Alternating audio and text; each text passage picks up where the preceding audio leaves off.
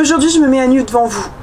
Ça fait des années que pour Halloween j'ai envie de vous raconter une histoire un petit peu spéciale, ou du moins faire une vidéo un peu sur le domaine de tout ce qui touche à Halloween, que ce soit des choses au niveau des fantômes, des explorations par rapport à des décorations d'Halloween, peu importe. Mais à aucun moment je me serais douté qu'un jour j'allais vivre quelque chose que j'allais vous raconter en story time pour Halloween. Avant vraiment de commencer cette vidéo, je vais juste me répéter par rapport à la vidéo de la dernière fois. Mais si c'est vraiment pas un sujet qui vous parle, que vous appréciez, je vous invite très grandement à quitter la vidéo. Tout simplement parce que cette story time, je l'ai racontée à une de mes amies, qui du moins je pensais que c'était une amie. Elle s'est littéralement moquée de moi, c'est-à-dire qu'elle s'est mise à rire de mon histoire, mais vraiment, un vrai rire franc, ouvert, bouche ouverte, gorge déployée. Elle m'a traitée de folle et a dit que j'étais bonne à finir à l'asile. Donc autant vous dire que ça m'a beaucoup peinée, parce que je me suis dit que c'est pas le genre d'histoire généralement que je raconte. Je le raconte jamais sur ma chaîne YouTube, parce que je ne pense pas que ça soit des choses qui puissent intéresser, et je sais aussi qu'on a des croyances différentes. Mais si voilà, le sujet du paranormal ne t'intéresse pas, ou tout simplement tu n'y crois pas et pour toi c'est de la bêtise, je t'invite vraiment à quitter cette vidéo. J'ai pas besoin qu'on te traite de folle. Ça va.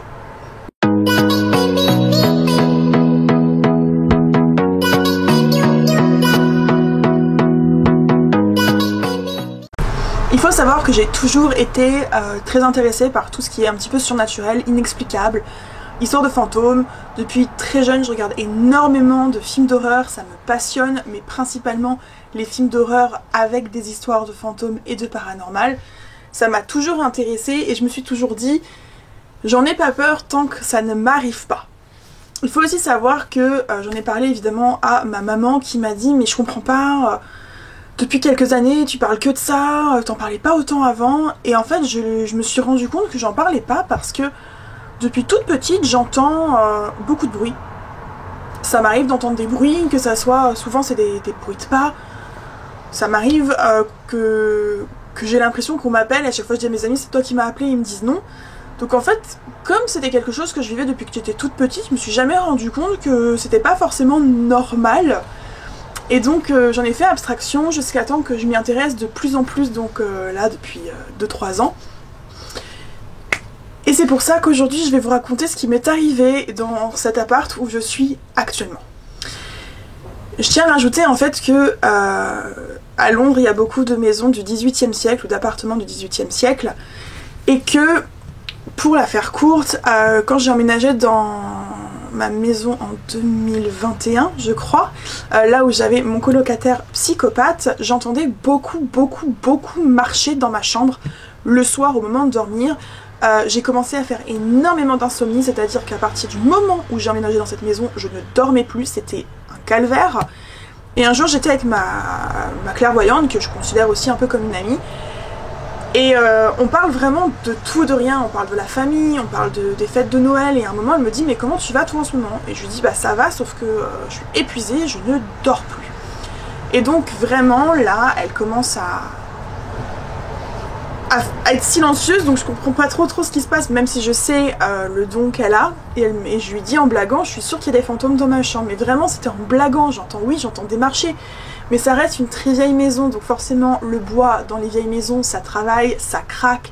Vous pouvez entendre les voisins, vous pouvez avoir un oiseau qui s'est posé à côté de votre fenêtre, vous pouvez avoir peut-être des rongeurs dans les murs.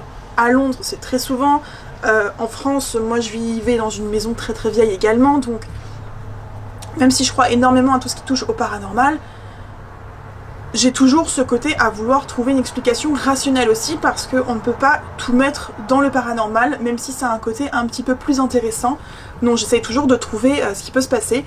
Et en fait après ce silence, ma clairvoyance me dit mais en fait il y en a 3. Donc on parle par rapport à ça. Et d'ailleurs une nuit je n'arrivais pas à dormir et j'entends comme quelque chose qui marchait dans ma chambre. Et du coup ça me dérange, parce que forcément mon oreille elle se focalise sur les bruits que j'entends, même si je sais que c'est pas forcément quelque chose d'effrayant, mais mon cerveau il est comme ça, il va se concentrer là-dessus alors que je suis censée dormir. Et il faut savoir en fait que dans mon ancienne maison, j'avais une armoire en bois et j'avais un placard, un vieux placard vraiment beau, encastré dans le mur. Et la porte elle était un peu gondolée, ce qui fait qu'il fallait vraiment que je la pousse de toutes mes forces pour la fermer. Et je sais pas pourquoi ça m'a toujours mise hyper mal à l'aise que ce placard soit ouvert. J'avais ce côté petite fille qui avait peur du monstre dans le placard en fait qui sorte alors que j'avais déjà, je sais pas, 25 ou 27 ans. Donc je me suis levée pour pouvoir aller fermer ce placard et j'ai marché en fait sur la planche. Alors il faut savoir que c'était de la moquette que j'avais dans ma chambre, mais il devait y avoir du bois forcément en dessous. Et que j'ai marché sur la planche qui avait fait du bruit genre quelques secondes plus tôt, comme si quelqu'un avait marché dans ma chambre. Et c'est à partir de ce moment-là que j'ai commencé à vraiment m'intéresser en fait à tout ce qui était inexplicable et qui pouvait en fait me dépasser complètement.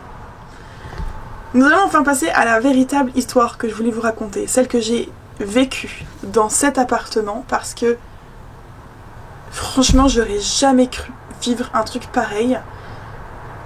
Je me suis toujours demandé ce que c'était de vivre une expérience un peu étrange, parce que comme je vous l'ai dit, j'adore les films d'horreur au niveau des fantômes, Conjuring, Amityville, et je me dis ouais c'est un peu de l'extrême quand même, faut peut-être pas abuser non plus, c'est fait pour faire plaisir aux spectateurs. Sauf que ce que j'ai vécu n'est pas aussi intense, mais c'est quand même très effrayant quand vous le vivez. Donc, c'est vrai que j'ai pas fermé ma fenêtre. En mars 2023, 2 copines, moi et une 4e personne, on emménage dans un appartement qui date environ des années 60. Il faut savoir que c'est un appartement très ancien, mais qui a un côté neuf parce que nous on a tout fait pour lui apporter ce côté neuf. Mais notre propriétaire a vécu toute sa vie là-dedans. Ensuite il l'a sous-loué, ou du moins il l'a fait louer à des gens comme nous. Et juste avant nous, pendant 2 ou 3 ans, il y a eu un groupe de 4 mecs, des étudiants qui ont vécu là. Et quand on a récupéré l'appartement, je vous en avais déjà parlé, c'était dégueulasse. En soi, c'est un vieil appartement. Comme je vous ai dit, à Londres, les appartements sont très anciens. 18e siècle, là il doit être encore plus vieux, mais on sait pas trop. Mais par rapport à la décoration de la cheminée qu'on a dans nos chambres, ça serait des années 60. Notre petite vie s'installe plutôt bien. J'ai envie de dire que je suis contente parce que je ressens absolument rien d'étrange en fait dans la maison. Et je me dis bah c'est très bien, je vais enfin avoir un appartement où je vais pas entendre je ne sais combien de bruit par jour. Je vais pouvoir dormir correctement et tout va bien se passer. En mai, je vous avais fait une vidéo sur le sujet, je rencontre un garçon avec qui ça ne se termine pas très bien et pour une raison un peu abstraite, ça me fait énormément de mal, ce qui fait que vraiment un truc trop bizarre, je tombe dans un côté très noir. C'est pas de la dépression, mais je suis tout le temps très triste, je pleure tout le temps, je pense qu'il y a des choses très très noires, même que je me dis bon il va falloir que je me saisisse, là c'est bon, ça fait 3 jours, t'as eu ton moment pour pleurer et pour te plaindre de ta situation, maintenant tu reprends. Et en fait à partir de ce moment là j'ai commencé à recommencer les insomnies. Alors déjà de base je suis très sensible au niveau du sommeil, ça m'arrive très souvent de faire des insomnies, mais encore plus quand je vis des choses désagréables ou que je suis stressée. Et en fait à partir de cette période là, donc on va dire fin mai, début juin même, je commence à retomber dans des grosses insomnies. Donc c'est très problématique, surtout que je dégage aussi une énergie assez négative autour de moi, ce qui n'est pas forcément une bonne chose. Et en fait, un soir, les choses un peu étranges ont commencé. Il est tard, 22-23 heures, je suis dans mon lit, je suis prête à dormir. Et en fait, je sais plus ce que je fais, je dois être sur TikTok, une bêtise comme ça. Et en fait, derrière mon lit, j'entends comme si quelqu'un marchait. Alors il faut savoir qu'à l'époque où ça se passe, mon lit était contre le mur qui sépare ma chambre de la chambre de ma coloc. Donc tout naturellement, je me suis dit, ma coloc doit être en train de marcher, mais en même temps, pourquoi elle ferait les 100 pas de ce côté du mur, parce qu'il n'y a rien de ce côté du mur, son lit est de l'autre côté, son bureau est de l'autre côté, elle n'a pas vraiment de raison, elle avait son étendoir qui était de ce côté-là, donc clairement elle n'avait aucune raison de se promener le long de ce mur, mais je me dis, c'est ma coloc qui marche derrière, 2-3 pas, je ne me préoccupe pas de ça, et je m'endors. Le lendemain, ou peut-être 2 jours plus tard, j'arrive encore pas à dormir, comme d'hab. Je me retourne dans mon lit, je finis par en avoir marre, je suis sur le dos ou un peu sur le côté, et je suis tout le temps super stressée. Je me sens comme angoissée, donc j'ai déjà ce côté très négatif qui m'appuie, mais j'ai aussi ce côté où je suis étouffée, effrayée, j'ai l'impression en fait qu'il y a des choses, des gens qui m'observent, je me dis limite qu'il y a des caméras dans ma chambre, vraiment c'est je suis pas bien, je suis stressée, je suis triste et je commence vraiment à ressentir de la peur alors qu'il n'y a pas de raison. Je suis chez moi, je suis safe, il y a mes colocs, tout va bien.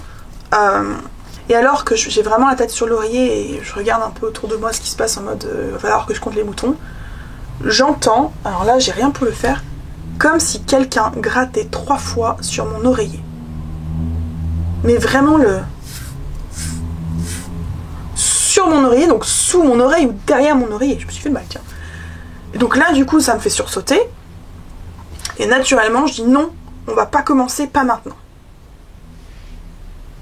Et j'imagine que j'ai fini par m'endormir à un moment donné, même si j'avais du mal et que sentir quelque chose vous gratter, vraiment j'ai l'impression qu'il y avait 3 doigts en plus, c'était bizarre. Vous grattez l'oreiller, c'est très effrayant. Donc moi, ça m'a fait très très peur. Mais c'est pas la chose qui m'a fait le plus peur.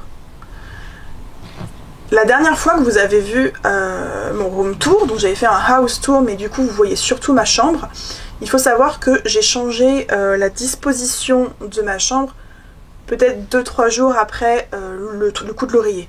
Tout simplement parce que quand je suis dans un mauvais état d'esprit, j'ai besoin de tout changer dans ma chambre, j'ai besoin de faire comme si je tournais une page, de recommencer un environnement différent. Et comme ce garçon était venu chez moi, j'avais dans ma tête ce côté où il était là et ma chambre était comme ça, je ne veux plus, je veux changer tout. Donc j'ai tout changé dans ma chambre pour faire une nouvelle façon de poser les meubles. Chose que vous avez donc vu dans la vidéo, disposition que j'adorais complètement parce que ça me laissait un espace de malade dans ma chambre. Le problème, c'est que le mur qui est en fait juste là, c'est un mur qui sépare notre appartement de l'appartement d'à côté. Donc très souvent, comme j'avais ma tête à ce niveau-là collée au mur, j'entendais très tard le soir les voisins qui sont des jeunes, qui rentraient des fois à plus de minuit et la nana elle se mettait à rigoler ou ça parlait très fort. Les portes qui claquent, vous les entendez marcher, donc rien de surnaturel à ce niveau-là. Mais du coup, j'ai encore changé ma chambre depuis parce que le problème qu'il y a, c'est que j'ai continué énormément les insomnies et qu'en plus de ça, j'entendais les voisins. Donc c'était très désagréable. Mais en tout cas, j'ai gardé cette disposition pendant un petit temps, on va dire 2 mois. Et un soir, lors d'une nouvelle insomnie, je me dis, bon, je vais essayer de me calmer. Donc, j'ai mis mes écouteurs, je me suis allongée dans mon lit, j'ai écouté de la musique. Et encore une fois, je me sentais très oppressée, très stressée, mais il fallait quand même que je trouve une façon de me calmer puisque j'allais aller au travail. Donc, si je me réveille à 6 h du matin, il faut quand même que je dorme parce que moi, je faisais des journées de 12 heures déjà à l'époque. J'essaye de me calmer. Vraiment, c'est... Et à un moment, alors que je me dis, putain, c'est trop cool, il s'est rien passé depuis que j'ai changé la chambre, je ressens, c'est tellement ouf que je sais même pas comment expliquer ça. Je suis dans mon lit, alors mon lit c'est un Ikea, donc sur le sol en fait ça glisse assez facilement, je peux le pousser comme ça, il n'y a pas de problème. Je suis toute seule dans ma chambre, je suis dans mon lit, le lit est coincé entre 2 murs, puisque dans un angle, et je ressens comme si quelqu'un venait de donner un énorme coup dans le lit, c'est-à-dire que le lit... en gros, de ce côté-là, vous avez un écart entre le lit et le mur parce que j'ai un radiateur. Il y a un bout de radiateur, donc je peux pas le coller. Et ben, il y a quelque chose qui a poussé mon lit. Du coup, évidemment, moi, ça m'a fait sursauter parce que il n'y avait aucune raison que ça se passe. En plus, j'avais encore la lumière d'allumer, la petite lumière d'allumer. Et là, je me rends compte, en fait, que c'est pas normal. Vraiment, c'est pas normal ce qui se passe. C'est pas normal que je sois dans une maison toute seule et qu'on me pousse mon lit. C'est pas normal qu'on vienne gratter mon oreiller. Donc là je me dis il va falloir que je fasse quelque chose. Je savais que la sauge ça pouvait fonctionner. On m'avait dit la sauge c'est comme la javel. Si t'en mets tu fais tout partir, les bonnes énergies, les mauvaises énergies. C'est quelque chose que je voulais pas forcément faire parce que moi faire partir les bonnes énergies c'est pas non plus intentionnel. Mais du coup je me suis dit là c'est plus possible, il va falloir que je fasse quelque chose parce que je ne dors plus. Ça fait des semaines que je dors 2-3 heures par nuit avec des journées de malade. Je suis stressée tout le temps et je suis hyper triste, je pleure tout le temps, c'est pas normal. Donc je commence un peu à mettre de la sauge et le soir suivant, on est toutes dans la cuisine ce jour-là. Moi je suis très souvent dans la cuisine, donc je cuisine ou je suis avec mes colocs quand elles sont en train de cuisiner. Et là, à ce moment-là, on est toutes les 4. Il faut savoir qu'on est que 3 sur 4 à l'époque à croire ou du moins à s'intéresser à ce genre de choses ou avoir une sensibilité sur ce sujet-là. Et là, à ce moment-là, on est toutes les 4. Il faut savoir qu'on est que 3 sur 4 à l'époque à croire ou du moins à s'intéresser à ce genre de choses ou avoir une sensibilité sur ce sujet-là. Et là, à ce moment-là, on est toutes les 4. Il faut savoir qu'on est que 3 sur 4 à l'époque à croire ou du moins à s'intéresser à ce genre de choses ou avoir une sensibilité sur ce sujet-là. Et je dis aux filles, écoutez, ça risque de puer dans la maison, mais je vais sauger ma chambre parce qu'il m'arrive des trucs vraiment pas cool en ce moment. Et là, j'ai ma coloc et amie avant tout, Laurie, qui me dit ah bah moi aussi. Je la regarde, je fais toi aussi tu fais des choses bizarres? Elle me fait oui, là ça fait 2 nuits, il s'est passé des trucs. Je fais c'est trop bizarre parce que les dates coïncidaient en fait avec ce que moi j'avais vécu, c'était au même endroit au moment. Et la troisième me dit mais moi aussi je vis des trucs depuis 2-3 jours. Donc je me suis dit déjà c'est très bizarre, ça veut dire que... Enfin, quel est l'intérêt pour nous trois d'inventer un truc pareil? C'est pas... On travaille, enfin, pas la quatrième, mais Laurie et moi on travaille des horaires de malade. On est debout à 6h, on rentre, il est 8h. Des fois Laurie elle rentre, elle part, il est 7h du matin, elle rentre, il est 9h voire 10h du soir. Il n'y a aucun intérêt à ce qu'on raconte des conneries comme ça, surtout pour faire brûler de la sauge. Je sais pas si vous connaissez le don de la sauge, mais ça sent pas très très bon. Donc c'est pas le principe, je préfère faire brûler mes bougies. Et en gros, Laurie me raconte que alors elle a une chambre qui fait quand même la moitié de la mienne. Elle, dans sa chambre, elle a entendu des objets bouger. Elle a entendu comme si quelque chose... comme ça. Donc je sais pas exactement si elle a vu un objet qui avait été décalé le matin. C'est vrai qu'on n'a pas poussé la conversation là-dessus parce qu'elle m'a dit moi j'ai des trucs qui bougent. Il me semble qu'elle a commencé à faire des photos de ces objets pour pouvoir voir si c'était déplacé, mais on n'a jamais été chercher plus loin, je vais vous expliquer pourquoi.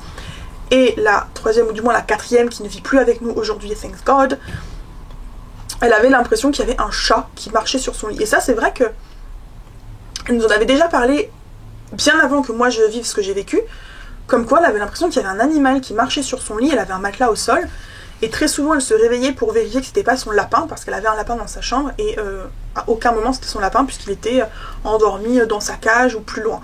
Donc ça c'était des choses très bizarres. Donc du coup ce que j'ai fait c'est que j'ai appelé ma clairvoyante en lui disant voilà, là j'ai besoin d'aide parce que il se passe ça, ça, ça et ça, on est quand même 3 vivre des choses.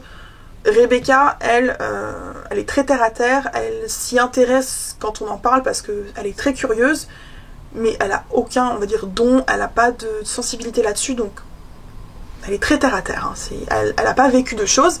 Donc du coup j'appelle ma clairvoyante, je raconte tout ça, et elle me dit qu'en effet il y a quelque chose, et que bon c'est pas forcément mauvais, mais que malheureusement ce genre de manifestation se nourrit de notre énergie à nous et du coup ça nous drain et c'est pour ça qu'en fait j'arrivais plus à dormir du tout.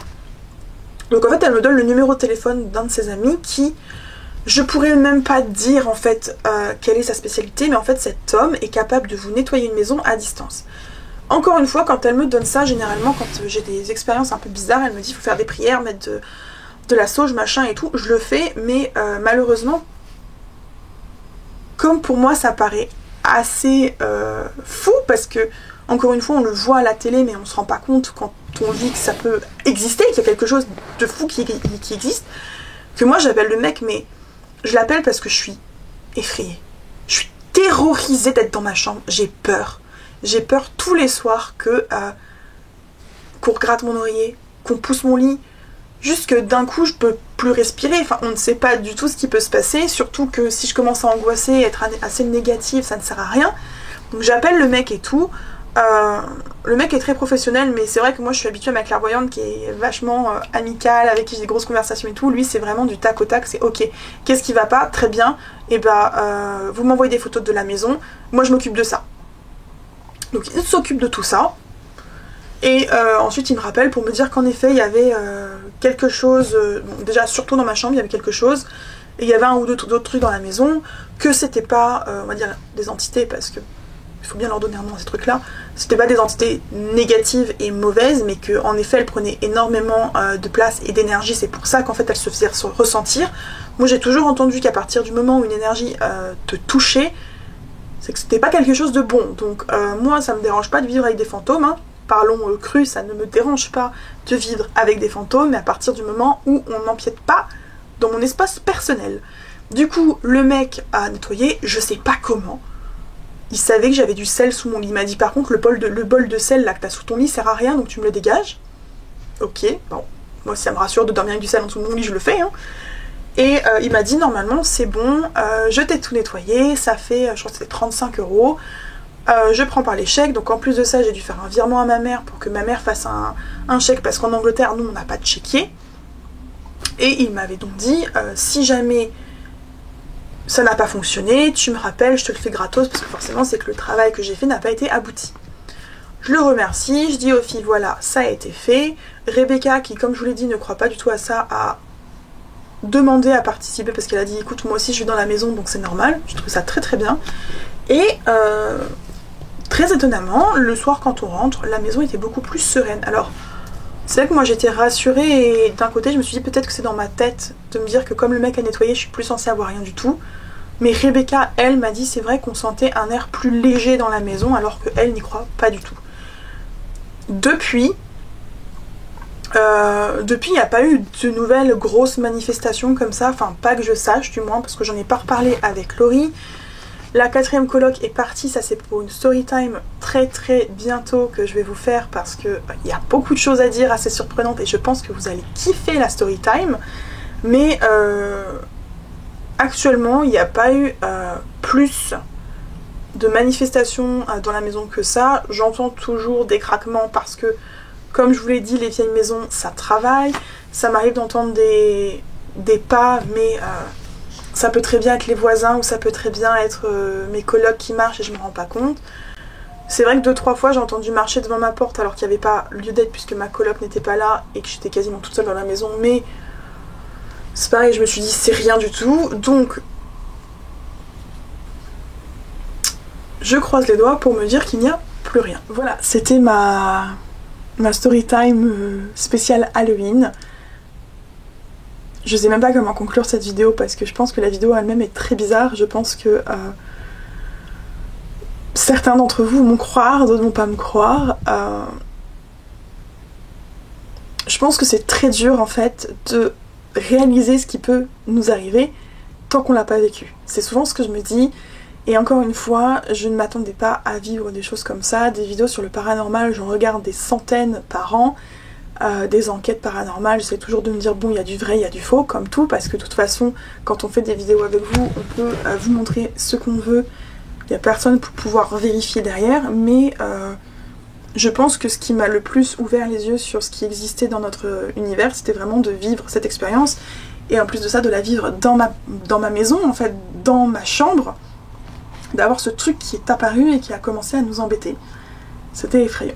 Sur ce, si jamais tu as vécu des histoires paranormales, je t'invite très fortement à me les écrire soit en commentaire ici, soit tu peux m'envoyer un message sur Instagram parce que moi ça m'intéresse énormément de pouvoir connaître vos expériences mais aussi vos avis.